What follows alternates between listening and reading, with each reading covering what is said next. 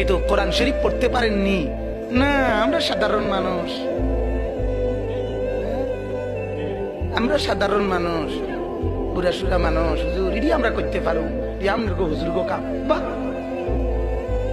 বাহ বাহ, এখানে এসে আমরা হুজুরের কাম হয়ে গেছে। কটা দোয়া দুরুদ পারেননি কাকা? না, ইডি কি আর আমরা জীবনে শিখছি নি, ইডি কি আর আমগো লাগবো নি। আমরা দরকার বম বেরিয়ে না। কি ব্যাপার? ভাত তরকারি সবার লাগে, কোরআন জিকির তেলাওয়াত আপনার লাগে না। ঘটনাটা কি? মূল কারণ কি? আখেরাত আপনার লাগে না। আপনি এটা বুঝছেন? কথা বলেন না কেন?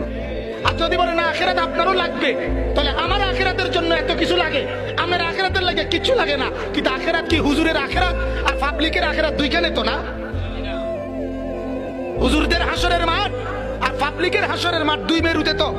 তো তাইলে বলেন